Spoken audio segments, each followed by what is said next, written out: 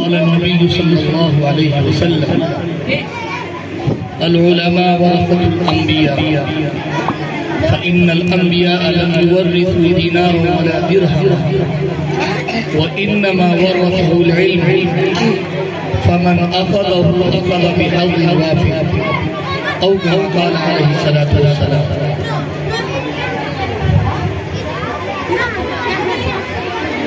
معزز سامعین کرام، اسٹیج پہ تشریف فرما علماء کرام،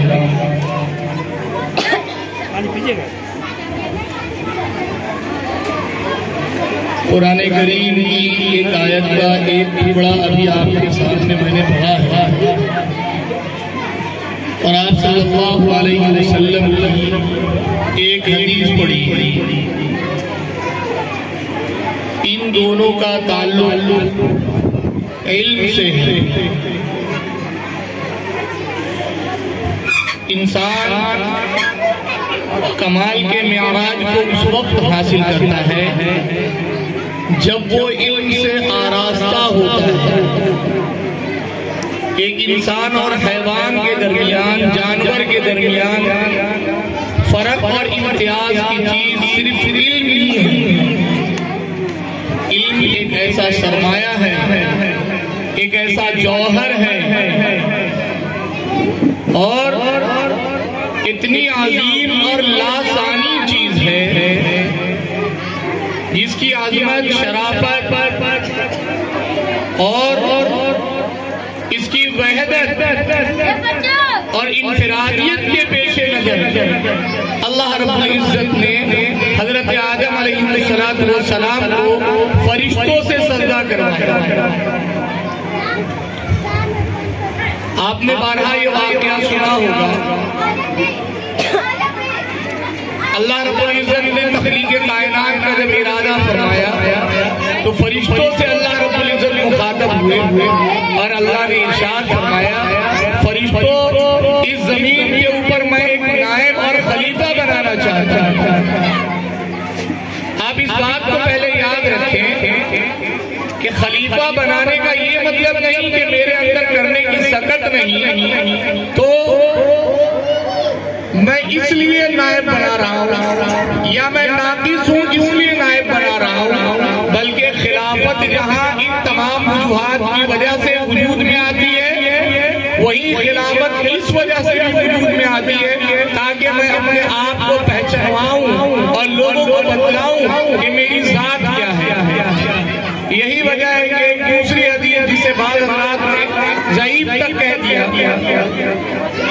اللہ کے رسول صلی اللہ علیہ وسلم نے ارشاد فرمایا کہ حدیث قدسی ہے کہ اللہ رب العزت ارشاد فرماتے ہیں، کنتو کنزن مخفیہ، میں چھپا ہوا خزانہ تھا، میں یہ چاہا کہ میں اپنے آپ کو لوگوں کے درمیان ظاہر کروں اور لوگ مجھے جانے پہچانے کہ میری کیا ہستی ہے، تو میں نے مخلوق کو پیدا کیا. الغرض جس وقت آپ اللہ رب العزت نے فرشتوں کو مخاطب کر کے کہا کہ روئے زمین پر میں اپنا خلیفہ بنانے والا ہوں تو فرشتوں نے کہا، یا اللہ کیا ہم آپ کی تسبیح کے لیے، تقدیس کے لیے، پاکی بیان کرنے کے لیے، آپ کی تعریف کے لیے کافی نہیں ہے؟ بالکل ہم کافی ہیں. جب ہم کافی ہیں تو آپ ایسے لوگوں کو کیوں پیدا کر رہے ہیں جو بعد میں چل کے خلقشار مچائے، لڑائی کرے، ادھم مچائے، قتل و غارت گیری کا بازار گرم کرے؟ آخر ایسے کو پیدا کرنے کی ضرورت کیوں؟ اللہ رب العزت نے ارشاد فرمایا کہ تم یہ کہتے ہو کہ جس کو میں اپنا نائب اور خلیفہ بناؤں گا وہ قتل کریں گے، وہ غارت گیری کریں گے، دنیا کے اندر فساد مچائیں گے. تو یاد رکھو کہ جہاں وہ تمام کے تمام اوصاف جو مذمومہ ہیں حضرت انسان سے کرے گا وہی اس کی سب سے عظیم صفت اور سب سے عظیم خصلت یہ ہوگی کہ وہ میری دربار میں سر جھکائیں گے، روئیں گے، گریزاری کریں گے، آنسو کو بہائیں گے اور یہ قطرہ جو آنسو کا ایک مرتبہ عاجزی کے ساتھ، ذلت کے ساتھ اپنے آپ کو گناہ کے دلدل میں پھنسانے کے بعد ایک بندہ اپنے آپ سے ٹپکائے گا، اللہ رب العزت ارشاد فرماتے ہیں وہ قطرہ میرے نزدیک تمام قطروں سے زیادہ محبوب ہوگا۔ چنانچہ ایک موقع پر آپ صلی اللہ علیہ وسلم نے بھی یہی ارشاد فرمایا۔ آپ صلی اللہ علیہ وسلم نے ارشاد فرمایا دو قطرے اللہ رب العزت کے نزدیک بہت زیادہ محبوب ہیں۔ ایک وہ قطرہ جو میدان جہاد میں کسی شہید کے جسم سے خون کا قطرہ گرے، اور ایک آنسو کا دوسرا وہ قطرہ جو اپنے گناہ کے اوپر ندامت کرتے ہوئے، اپنے گناہ کے اوپر شرماتے ہوئے، اپنی عاجزی اور بے بسی کو ظاہر کرتے ہوئے ایک بندہ مومن اللہ کے حضور میں ٹپکاتا ہے۔ میرے دوستو یاد رکھیں، اللہ کے دربار میں کسی چیز کی کمی نہیں، اللہ کے دربار میں کسی چیز کی کمی نہیں، لیکن ایک چیز کی کمی ہے، اور وہ جو چیز جس چیز کی کمی ہے وہ ہے ذلت، وہ ہے عاجزی، وہ ہے اپنے آپ کو چھوٹا دکھانا، وہ اپنے آپ کو گریزاری کرنا۔ اللہ کے دربار میں کبریائی ہے، عظمت ہے، علو شان ہے۔ اللہ کے دربار کے اندر وہ تمام چیزیں ہیں جو عالی صفات ہیں، لیکن اللہ کے دربار میں عاجزی نہیں۔ یہ بندہ مومن جب روتا ہے، عاجزی کرتا ہے، تو اس کا رونا، عاجزی کرنا اللہ رب العزت کو سب سے زیادہ محبوب ہے۔ اس لیے میرے دوستو انسان کو چاہیے کہ ہمہ وقت اپنے آپ کے اندر عبدیت کا اظہار کرے، اور اظہار عبدیت کے لیے ضروری ہے کہ آدمی علم اور فہم اور ادراک رکھے۔ بندہ اس وقت تک اپنے آپ کو عاجز نہیں سمجھ سکتا جب تک کہ اس کے اندر عبدیت نہ ہو، اور غلامی اس وقت تک نہیں آ سکتی جبکہ اس کی فہم سلیم نہ ہو، جبکہ اس کے پاس علم کامل نہ ہو، اس کا ادراک اور اس کی سوچ ایسی سوچ نہ ہو جو اس کو پستی کی طرف لے جائے۔ لہذا اس علم کی صفت کی وجہ سے اللہ رب العزت نے حضرت آدم علیہ السلام کے سامنے فرشتوں سے کہا کہ آدم علیہ السلام کو سجدہ کیجیے۔ دراصل سجدہ کرنے کی جب بات آئی تو اللہ رب العزت نے جتنی چیزیں دنیا کے اندر تھیں یا ہو سکتی ہیں جس کا علم اللہ رب العزت کو ہے، تمام چیزوں کا علم اللہ رب العزت نے حضرت آدم علیہ السلام کو سکھلا دیا، اور تمام چیزوں کے منافع اور اس کے نقصانات بھی حضرت آدم علیہ السلام کو بتلا دیے۔ چنانچہ وہ تمام کی تمام چیزوں فرشتوں کے سامنے پیش کی گئی، اور اللہ نے فرمایا اے فرشتوں یہ تمام چیزیں یہاں موجود ہیں، یہ کون سی چیز ہے، اس کے منافع کیا ہیں، اس کے نقصانات کیا ہیں، ان تمام چیزوں کو آپ بتلائیے۔ فرشتے کہنے لگے ہم نہیں جانتے۔ اللہ رب العزت نے حضرت آدم علیہ السلام سے فرمایا آدم آپ بتلائیے، کیونکہ اللہ رب العزت نے سکھلا دیا تھا اور علم دے دیا تھا۔ حضرت آدم علیہ السلام نے تمام چیزوں کے نام گنوا دیے، تمام چیزوں کے منافع اور اس کے نقصانات بتلا دیے، تو اللہ رب العزت نے ارشاد فرمایا فرشتوں سے دیکھو یہی وہ چیز ہے جس کی وجہ سے ہم نے اس بشر کو تمہارے اوپر فضیلت دی، اور وہ چیز تھی علم۔ چنانچہ ہمیں چاہیے کہ ہم حد الامکان خود بھی علم سیکھیں، اپنے بچوں کو، بچیوں کو، اور اسی طریقے سے اپنے جاننے والے کو، اور جو حضرات ہماری ماتحتی ہیں ہم انہیں علم کی دولت سے مالا مال کریں، اور حد الامکان ہم کوشش یہ کریں کہ ہم ہر طرح کے علم میں عبور حاصل کریں۔ صحابہ کرام رضوان اللہ تعالی علیہ مجمعین کی عجیب و غریب شان، جہاں صحابہ کرام رضوان اللہ تعالی علیہ مجمعین میدان کارزار کے مجاہد ہوا کرتے تھے، اور جہاں تاجر ہوا کرتے تھے، جہاں گھریلو معاملات سنبھالتے، ملکی معاملات سنبھالتے، حکومت کرتے، فقہ و فتاوی کا درس دیتے، حدیث سیکھتے اور سکھاتے، وہی علم کا حلقہ بھی لگتا۔ وہی علم سیکھتے بھی اور سکھاتے بھی۔ حضرت عبداللہ ابن عباس رضی اللہ تعالیٰ عنہ کی مشہور روایت ہے، حضرت عبداللہ ابن عباس رضی اللہ تعالیٰ عنہ ارشاد فرماتے ہیں کہ آپ صلی اللہ علیہ وسلم کی وفات ہو گئی۔ میں ایک انصاری صحابی کے گھر گیا اور میں نے کہا دوست آپ صلی اللہ علیہ وسلم کی تو وفات ہو گئی ہے، اب ہمیں چاہیے کہ جو اکابر صحابہ ہیں جیسے حضرت ابوبکر صدیق رضی اللہ تعالیٰ عنہ، حضرت عمر فاروق، حضرت عثمان غنی، حضرت علی مرتضیٰ رضوان اللہ تعالیٰ علیہ اجمعین، ان حضرات کی خدمت میں ہم جائیں اور جو ان کے پاس حدیث ہے، جو اللہ کے رسول صلی اللہ علیہ وسلم سے انہوں نے معلومات حاصل کی ہے، ان تمام معلومات کو ہم سیکھیں۔ مبادہ ایسا وقت آ جائے کہ لوگ ہماری طرف رجوع کریں اور ہمارے پاس مسئلے کا حل نہ ہو تو اس دن کی رسوائی سے ہم محفوظ ہو جائیں گے۔ وہ جو صحابی تھے انصاری صحابی، انہوں نے کہا کہ کیا ایسا لگتا ہے کہ لوگ ہماری طرف رجوع کریں گے؟ باوجود ہے کہ تقریباً 1.25 لاکھ صحابہ کرام رضوان اللہ تعالیٰ علیہ اجمعین ابھی بقید حیات ہیں۔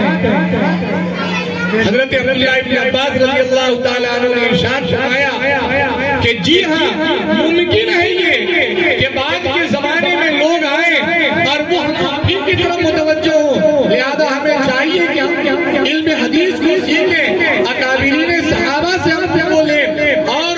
لوگوں کو ہم بتلائیں۔ چنانچہ انصاری صحابی کو یہ کہہ کر کے رک گئے اور حضرت عبداللہ ابن عباس رضی اللہ تعالیٰ عنہ روایت کے اندر آتا ہے کہ جب ایک ایک حدیث سیکھنے کے لیے صحابہ کرام رضوان اللہ تعالیٰ علیہ اجمعین دور دراز مسافت کو طے فرماتے ہیں۔ بسا اوقات ایسا ہوتا کہ حضرت عبداللہ ابن عباس رضی اللہ تعالیٰ عنہ سفر کر کے اپنے یہاں سے چلے جاتے، دور دراز مسافت طے کرتے، دھوپ کی تپش کو برداشت کرتے، پیر پہ چھالے آ جاتے اور اس قدر تھک جاتے کہ اگلا قدم رکھنا ممکن نہ ہوتا، لیکن چونکہ ایک تڑپ تھی، ایک لگن تھی، ایک اڑن تھی کہ مجھے حدیث سیکھنا ہے، مجھے علم سیکھنا ہے۔ آپ صلی اللہ علیہ وسلم کی بتائی ہوئی باتیں جو کسی دوسرے صحابی کے پاس ہے، ان باتوں کو اخذ کرنا ہے اور لوگوں کو بتلانا ہے۔ چنانچہ یہ تڑپ اور یہ لگن، یہ ولولہ ان کو پھر جوش مارتا اور اس جوش کے عالم میں تپتی ہوئی دھوپ کے اندر پیر پہ چھالے پڑے ہوتے، اس حال میں بھوکے پیاسے سفر طے کرتے رہتے، کافی دیر کے بعد اس صحابی کا گھر آتا، دروازے پر جا کر کے بیٹھ جاتے، دروازہ کھٹکھٹاتے، اندر سے آواز آتی کہ تو سو رہے ہیں، قیلولہ کا وقت ہے، دوسرے کام میں مصروف ہیں۔ چنانچہ اسی حالت میں حضرت عبداللہ ابن عباس رضی اللہ تعالیٰ عنہ دروازے پر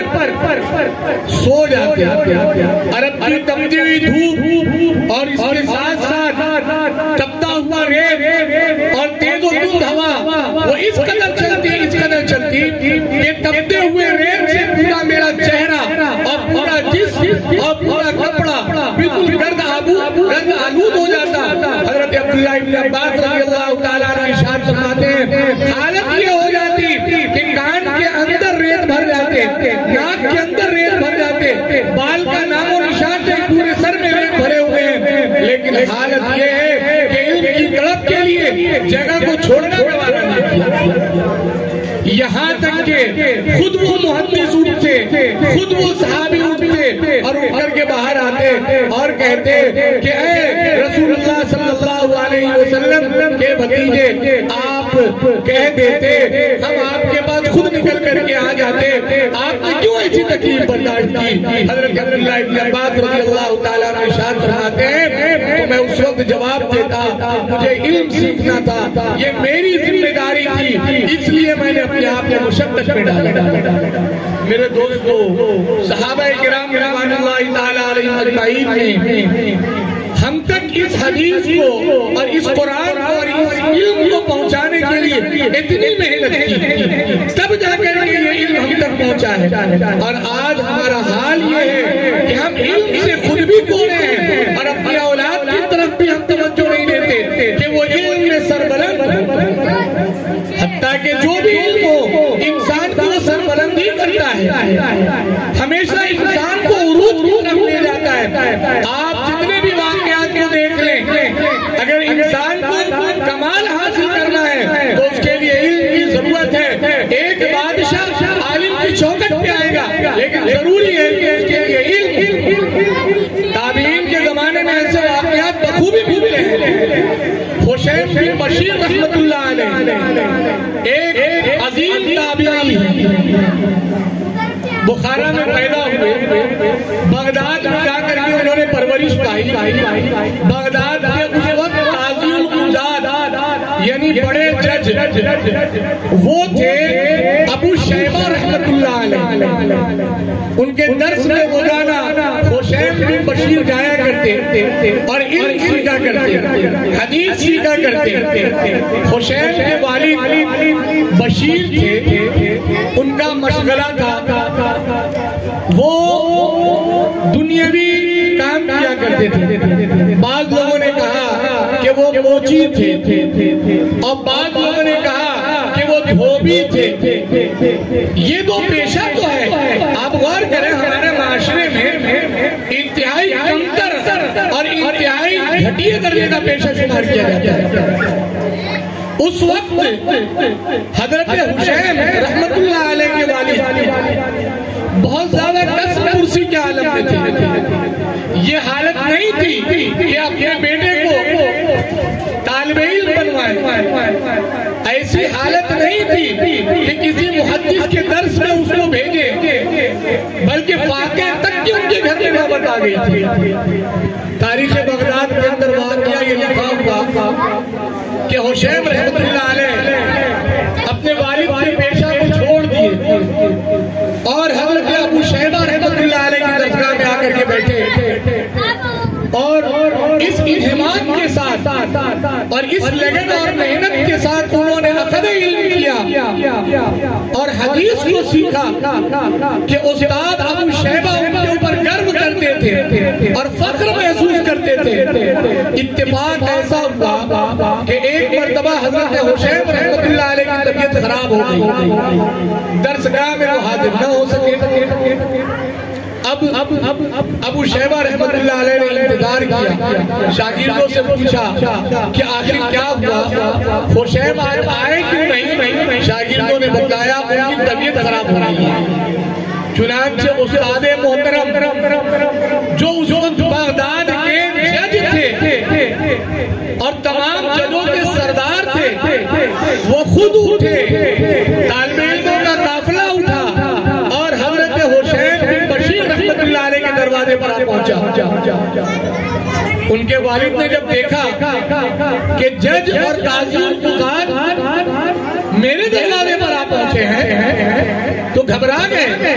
آخر بات کیا ہے اور آخر کون سی ایسی وجہ ہے جس کی وجہ سے قاضی ایک موچی یا ایک دھوبی کے دروازے پر آیا؟ تو قاضی صاحب اور جج صاحب ابو شیبہ رحمت اللہ علیہ کہنے لگے وجہ کوئی نہیں ہے، صرف وجہ یہ ہے کہ میرا ایک ہونہار شاگرد حسین آج بیمار ہے اور وہ آپ کے گھر میں ہے، میں بس اپنے شاگرد کی عیادت کے لیے آیا ہوں۔ بشیر رحمت اللہ علیہ فرماتے ہیں کہ اس وقت میں نے یہ کہا کہ علم کے دروازے، صاحب علم کے دروازے پر بڑے بڑے بادشاہ، بڑے بڑے وکلا اور قاضی اور جج یہ سلامی دینے کے لیے آ سکتے ہیں، لیکن جو شخص صاحب علم ہو وہ کسی کے دروازے کا محتاج نہیں ہو۔ میرے دوستو، یہ علم کی قدر ہے۔ ہم اپنے بچوں کو علم سکھائیں،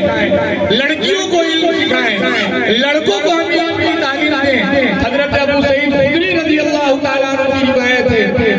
حضرت ابو سعید خدری رضی اللہ تعالیٰ عنہ ارشاد فرماتے ہیں کہ صحابیات کے اندر ایک جذبہ تھا علم سیکھنے کا۔ وہ آپ صلی اللہ علیہ وسلم سے ایک مرتبہ شکایت کرنے لگی اور کہنے لگی یا رسول اللہ صلی اللہ علیہ وسلم، آپ کے دربار میں صحابہ کرام رضوان اللہ تعالیٰ علیہ اجمعین تشریف فرما ہوتے ہیں اور ہمارے نجی مسائل ہوتے ہیں، ہم آتے ہیں دیکھتے ہیں تو ٹھاٹھا بھرا ہوا رہتا ہے پورا مجمع، ہم عورتیں اپنا پرسنل مسئلہ آپ سے کیسے بیان کریں؟ آخر ہمارے لیے ایک دو دن متعین کر دیجئے، جن 2 دنوں میں صرف آپ کی مجلس میں ہم عورتیں حاضر ہوا کریں گی اور اپنا مسئلہ حل کیا کریں گی۔ آپ صلی اللہ علیہ وسلم نے عورتوں کے اس ولولے کو اور اس تڑپ اور لگن کو مد نظر رکھتے ہوئے عورتوں کے لیے ایک دن ہفتے کا مقرر کر اور کہا ان دنوں کے اندر تم آیا کرو گی، مرد نہیں آیا کریں گے۔ چنانچہ اخیر زمانے تک یہی ہوا کہ اس دن کے اندر صحابیات جایا کرتی اور اپنے مسئلے کا حل نکالا کرتی۔ ایک زمانہ تھا کہ جس زمانے میں مدینہ منورہ کے اندر عورتیں اس قدر علم والی تھی اور اتنا اللہ رب العزت نے ان کو علم سے نوازا تھا اور انہوں نے حدیث کو سیکھنے میں اور قرآن کریم کو سمجھنے میں تن من دھن کی اس طرح سے بازی لگا دی تھی کہ مردوں سے پائے۔ مورخین نے لکھا کہ 5 صحابیات ایسی تھی کہ صحابہ کرام کا اکثر مجمع ان کی طرف رجوع کرتا تھا۔ ایک حضرت ام کلثوم رضی اللہ تعالیٰ عنہ، دوسری حضرت عائشہ بنت سعد رضی اللہ تعالیٰ عنہ، تیسری ام المؤمنین حضرت عائشہ بنت ابی بکر صدیق رضی اللہ تعالیٰ عنہ، چوتھی حضرت مریم بنت مقداد رضی اللہ تعالیٰ عنہ، پانچویں حضرت شفا بنت عبداللہ رضی اللہ تعالیٰ عنہ۔ یہ تمام کی تمام صحابیات وہ تھی جنہوں نے حدیث کو یاد بھی کیا تھا اور یہ تمام کی تمام وہ تھی جو حدیث سے مسئلے کو نکالنے کی قدرت بھی رکھتی۔ فقہا لکھتے ہیں کہ حضرت ام سلمہ رضی اللہ تعالیٰ عنہ بڑی فقیہ تھی۔ صحابہ کرام جب کسی مسئلے میں الجھ جاتے، اختلاف کی نوبت آتی یا سمجھ میں نہیں آتا تو ام سلمہ رضی اللہ تعالیٰ عنہ کے پاس آتے اور حضرت ام سلمہ رضی اللہ تعالیٰ عنہ ان کو مسئلے سے نکالتے۔ اس زمانے میں عورتوں کے اندر اس طرح سے لگن اور علم کا اتنا چلن تھا، لیکن رفتہ ایک ایسا زمانہ آیا کہ علم سیکھنے کو اور سکھانے کو حتیٰ کہ عورت کے پڑھنے پڑھانے کو مایوس میرے دوستو یہ بہت بری چیز نکل گئی۔ جس زمانے میں عورتوں کو علم کے سیکھنے سے بھی روکا جانے لگا تھا، لیکن الحمدللہ پھر وہ زمانہ اور کر رہا ہے جب بچیاں عالم بن رہی ہیں، حافظ بن رہی ہیں، قرآن و حدیث کا علم لے رہی ہیں، صحیح مسئلہ سمجھ رہی ہیں اور متعلمین کو سمجھا رہی ہیں۔ حضرت ابو الحسن علی الندوی رحمت اللہ علیہ، کون ان کے نام سے واقف نہیں؟ ہر شخص جانتا ہے۔ اسی علم کی بدولت اور علم میں پختگی کی بدولت اللہ رب العزت نے اتنا بڑا انعام دیا اور اللہ رب العزت نے ایسی عزت دی کہ بیت اللہ کی چابی انہیں دے دی گئی، ان کے لیے حرم کے دروازے کو کھولا گیا۔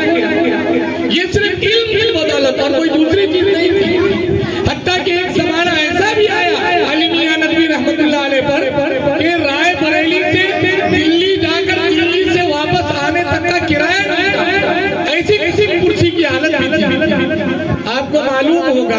اکابر حضرات بیٹھے ہوئے ہیں، شاہ بانو کیس 1985 میں ہوا تھا۔ اس زمانے میں رائے بریلی میں علی میاں ندوی رحمت اللہ علیہ تھے اور اسی کیس کے تعلق سے دلی جانا ہو رہا تھا۔ چنانچہ اپنے مخلص دوست مولانا منظور احمد نعمانی رحمت اللہ علیہ، جو مولانا سجاد صاحب نعمانی رحمت اللہ علیہ کے والد محترم ہوتے ہیں، وہ لکھنؤ کے رہنے والے تھے۔ جب علی میاں ندوی رحمت اللہ علیہ رائے بریلی سے نکلے تو انہیں یہ خبر پہنچوا دیا کہ آپ لکھنؤ میں آ کر ان سے ملاقات کر لیجئے، کچھ مشورہ کرنا ہے۔ چنانچہ حضرت نعمانی رحمت اللہ علیہ لکھنؤ میں آ گئے، اسٹیشن پہ کھڑے ہوئے اور یہاں سے گاڑی بھی چلی اور علی میاں ندوی رحمت اللہ علیہ لکھنؤ اسٹیشن پہ اتر گئے۔ دونوں حضرات نے کچھ دیر تک بات کی۔ خادم مولانا منظور احمد نعمانی رحمت اللہ علیہ کا دور کھڑا ہو گیا، دیکھا تھوڑی دیر کے بعد کہ مولانا منظور صاحب نعمانی رحمت اللہ علیہ اپنی جیب میں ہاتھ ڈال کر کے کوئی چیز ڈھونڈ رہے ہیں۔ خادم نے یہ محسوس کیا کہ ہو سکتا ہے کوئی چیز گر گئی ہو۔ چنانچہ جب مشورے سے فارغ ہو گئے اور علی میاں ندوی رحمت اللہ علیہ گاڑی پر سوار ہوئے اور دلی کی طرف دوبارہ روانہ ہوئے تو خادم نے مولانا منظور احمد نعمانی رحمت اللہ علیہ سے پوچھا کہ کیا بات ہے، آپ کی کوئی چیز کھو گئی ہے جسے آپ جیب میں تلاش کر رہے تھے؟ تو مولانا منظور احمد نعمانی رحمت اللہ علیہ نے فرمایا کوئی تو کوئی بھی چیز نہیں تھی، البتہ یہ ہے کہ علی میاں ندوی رحمت اللہ علیہ کہہ رہے تھے کہ جانے کا میرے پاس پیسہ تو ہے لیکن دلی سے دوبارہ رائے بریلی آنے کا میرے پاس پیسہ ہے۔ دیکھیں ملنے جا رہے ہیں راجیو گاندھی سے، ایک طرف کا پیسہ ہے دوسری طرف کا پیسہ نہیں، علم کتنا ہے اس کو دیکھیے اور دولت کیسی ہے اس کو دیکھیے، دونوں کا موازنہ کیجیے اور سوچیے کہ دولت ذرہ برابر نہیں، ایک طرف سے جائے گا دوسری طرف کے آنے کے واسطے پڑ جائیں، لیکن اللہ رب العزت نے علم سے اس قدر نوازا اور انہوں نے اپنے آپ کو علم کے لیے اس قدر بھلایا اور اس قدر اپنے آپ کو اپنایا کہ اللہ رب العزت نے پورے عالم کے اندر ان کو شیخ العرب والعجم کے نام سے مشہور کر دیا۔ آج بھی عجم اور عرب ان کی تحریروں کو جو پڑھتا ہے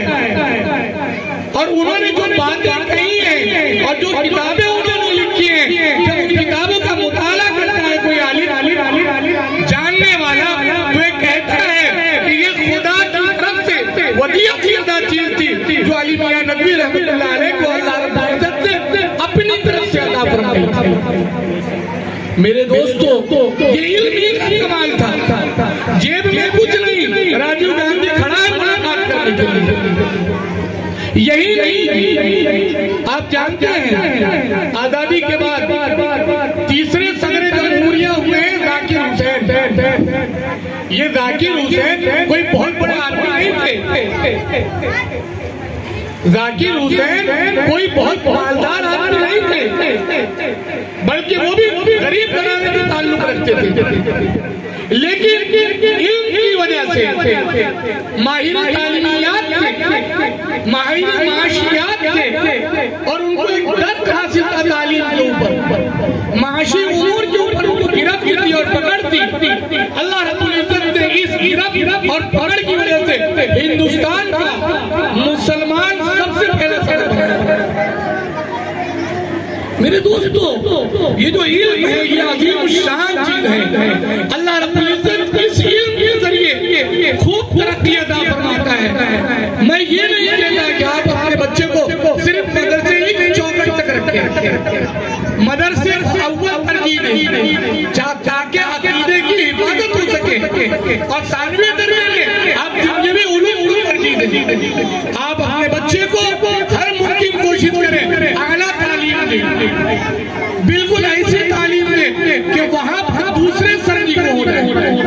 ایسا نہ ہو کہ دوسروں کے سامنے ہم جا کر کے سرنی کریں۔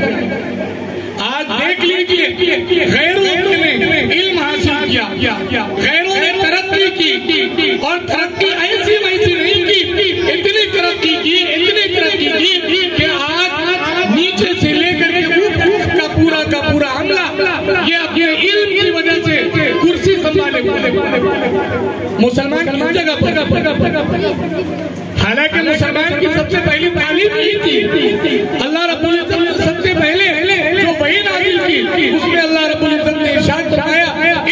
بسم ربک الذی خلق۔ مسلمانوں آپ کا کام ہے پڑھنا، ہمیں یہ نہیں کہا گیا کہ مسلمانوں تم پیدا ہوئے ہو تو سب سے پہلے کھاؤ پیو پیسہ جمع کرو اچھے کپڑے پہنو گھر بنگلہ بناؤ، ہماری یہ تعلیم نہیں ہے۔ جو تعلیم اللہ رب العزت نے دی مسلمانوں کو سب سے پہلی تعلیم کی اقرا باسم ربک الذی خلق. آپ پڑھیے, آپ کا کام ہے علم حاصل کرنا, آپ کا کام ہے علم کے معراج کو حاصل کرنا. جب تک کہ کمال علم حاصل نہیں ہوگا تب تک اس روئے زمین کے اوپر کوئی بھی سربلند نہیں کر سکتا. اگر آپ کو مسلمانوں سربلندی چاہیے, آپ یہ چاہتے ہیں کہ چار دان کے عالم میں آپ کا سکہ جمے, آپ کی عظمت رفتہ, وہ کھوئی ہوئی عظمت, وہ ولولہ, وہ جوش, اب وہ آپ کے باپ داداؤں کی حکومت اور آپ کے باپ داداؤں جیسا ولولہ, ان کی طرف سلطنت اور طاقت اور قوت اور زبان پر اندر تاثیر اور صحیح بولنے اور سمجھنے کی قوت اگر چاہیے تو سب سے پہلے ضروری ہے کہ آپ اپنے آپ کو, اپنے آل و اولاد کو علم دین سے, علم دنیا سے آراستہ کریں. علم کے بغیر انسان کی زندگی جانور کی طرح. ابھی مالی قریب کے جو آپ کے صدر جمہوریہ گزرے ہیں یہ تھے اے پی جے عبد الکلام صاحب. ان کی بھی ہسٹری عجیب سی ہے. آپ تاریخ پڑھیے, تمل ناڈو کے رہنے والے تھے اور ان کے والد کشتی بنایا کرتے تھے اور ملاحوں کو بیچا کرتے تھے. اے پی جے عبد الکلام یہ بھی خود مراحل ہونے تک یعنی 7-8 سال کی عمر تک کشتی بنانے میں لگ گئے اور مسلسل اپنے باپ کے ساتھ ہاتھ بٹایا. ادھر کشتی بنا رہے ہیں اور ادھر تعلیم حاصل کر رہے ہیں. مورخین نے لکھا جب اس سے کام نہیں بنا اور تعلیم کے خراجات یہاں مکمل ہونے لگے, کاپیوں کے لیے, کتابوں کے لیے اور دوسری ضروری سامان کے لیے ان کے پاس پیسے نہیں تھے تو انہوں نے صبح کے وقت میں لوگوں کے دروازے پر اخبار بیچنا شروع کر دیا. جیسے ایک اخبار والا آتا ہے ہمارے گھروں میں, آفسوں میں اخبار روزانہ چھوڑ کر کے جاتا ہے, اے پی جے عبد الکلام نے وہی کام کیا. تب جا کر کے کچھ پیسہ انہیں حاصل ہوا اور جا کر کے ڈگریاں انہوں نے حاصل کی اور میزائل مین کے نام سے وہ مشہور ہوئے. میرے دوستو, ان تمام واقعات کو بتلانے کا مقصد بس یہ ہے کہ ہم دیکھیں چاہے دنیاوی علم ہو چاہے دینی علم ہو, یہ انسان کو ترقیات سے نوازتا ہے, دنیاوی ترقیات سے بھی نوازتا ہے اور دینی ترقیات سے بھی نوازتا ہے. اس لیے میرے دوستو ہم آپ عزم کریں اور کا ارادہ کریں کہ ہم ایک پورا کپڑا نہ لیں, یہ ہمیں برداشت ہے. ہم روزانہ مرغے مسلط نہ کھائیں, یہ ہمیں برداشت ہے. گوشت پلاؤ ہم نہ کھائیں, یہ ہمیں برداشت ہے. لیکن اپنی اولاد کو جاہل نہیں. ابھی اناؤنسر صاحب مولانا امان اللہ صاحب ندوی دامت برکاتہ یہ کہہ رہے تھے کہ پہلے زمانے میں لڑکیوں کو زندہ درگور کیا جاتا تھا اور آج کے زمانے میں بھی درگور کیا جا رہا ہے, لیکن طریقہ الگ ہے. ویسی میں کہتا ہوں میرے دوستو, آج لڑکوں کو بھی اور لڑکیوں کو بھی ان کے ماں باپ جیت کی زندہ درگور کرے اور ان کا گلا دبا دے. یہ وہ ماں باپ ہیں جو اپنے بچوں کو, اپنی بچیوں کو تعلیم سے کورا, بچوں اور بچیوں کو تعلیم سے کورا رکھنا گویا کہ ان کا گلا اپنے ہاتھ سے دبا دینا. کون ماں باپ چاہتے ہیں کہ اپنے بچوں کو کورا رکھے اور کون یہ چاہتے ہیں کہ ان کے بچے دوسرے کے سامنے ذلیل ہوں. آج کا مسلمان معاشرہ اور ہم مسلمانوں کی اکثریت یا تو ٹھیلا لگا رہی ہے یا دوسری منشیات کے اندر گرفتار ہے یا کوئی دوسرے ایسے کام کرتی ہے جن کی وجہ سے آج اخبار کی سرخیاں اور آپ چلے گئے کبھی چوکی میں تھانے میں تو پتا چلے گا 50 نام جہاں لٹکے ہوئے 50 میں سے 40 نام الحمدللہ ہمارے وجہ اس کی علم سے دوری. جب علم سے ہم دور ہوں گے لام و علام شیطان کے راستے پر جائیں گے. اس لیے آپ عزم کریں, ہر طرح کی مشقت آپ برداشت کریں گے, ہر طرح کی تکلیف کو آپ سہیں گے, ہر ممکن آپ جتنی کوشش ہو سکے تمام کی تمام کوشش آپ صرف اس چیز میں لگائیں گے کہ آپ اپنی اولاد کو اعلیٰ تعلیم دیں, اعلیٰ ڈگری سے اسے لیس کریں گے. جب آپ ہوگی، آپ کی قوم سربلند ہوگی، آپ کا نام